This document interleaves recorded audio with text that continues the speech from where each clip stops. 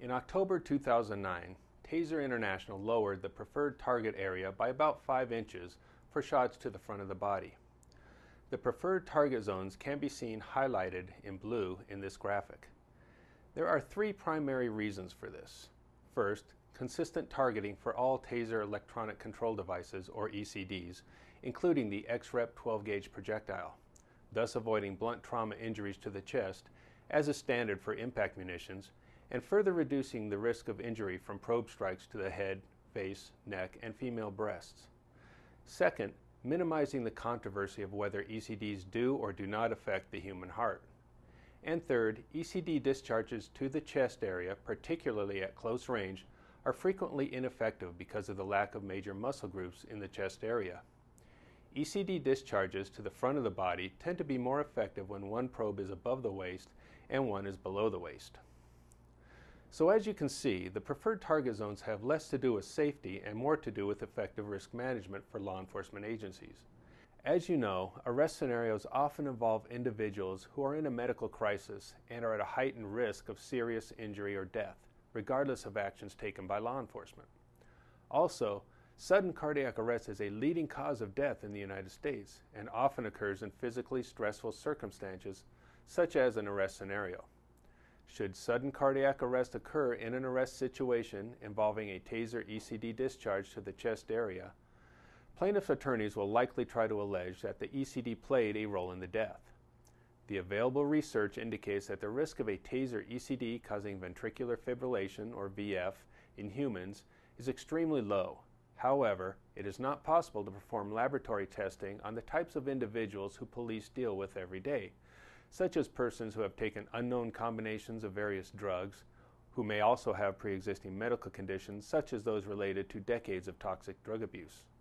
By lowering the preferred target zones by a few inches to lower center of mass when targeting the front of the body, the goal of achieving neuromuscular incapacitation can be achieved more effectively while also improving risk management.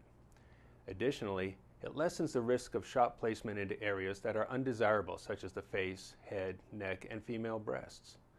Using the preferred targeting for all handheld TASER ECDs, as well as the TASER XREP projectile, provides a uniform targeting pattern for you, the law enforcement officer, consistent with other less lethal weapons, including impact projectiles. Also, this preferred area results in increased effectiveness by allowing the bottom probe to affect the lower extremities, such as the pelvic triangle and the legs. By affecting the core muscles and the large muscles of the legs, the body support system is captured and the subject is much more likely to be incapacitated, even with only a few inches of probe spread. This has been taught in TASER International instructor courses for several years. The ability to achieve incapacitation while improving risk management is a best practices recommendation.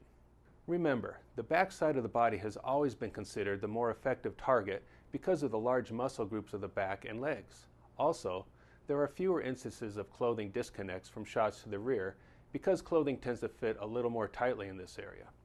The back also offers increased protection against probe strikes to the face, throat, or chest or breast area. However, since the back is not always available, particularly for an officer working alone, we must focus on maximizing the effectiveness of probe placement to the front of the body. Now note that the recommendation for intentionally targeting the preferred target zone is qualified with "when possible" and "unless legally justified." These qualifiers address the reality that an arrest situation can be fast-moving and dynamic, and that exact shot placement in a preferred target zone is not always going to be possible. In addition, it may not even be possible to take aim with the ECD, but rather just point and shoot. It is also important to note that the preferred target zone does not mean that other areas are prohibited. However, when the situation allows for sufficient time to intentionally aim the ECD, from a best practices standpoint, it is recommended to try, when possible, to aim for the preferred target areas for all the reasons previously mentioned. While this may require some slight modification to traditional target acquisition by lowering the point of aim a few inches to lower center of mass, this will play an important role in reducing risk management issues and defending litigation.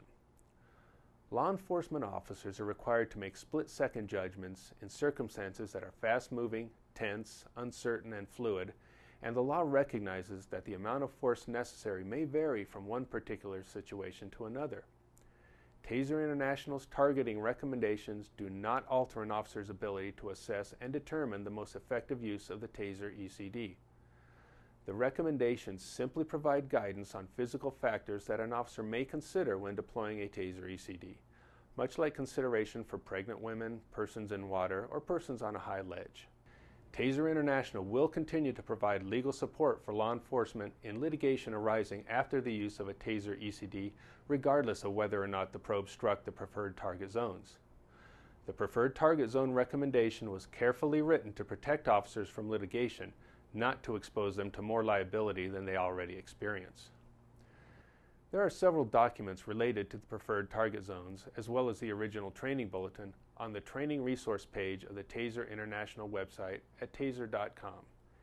Any questions can be directed to the TASER Training Department at training@taser.com. Thank you for your time and for your service, and stay safe.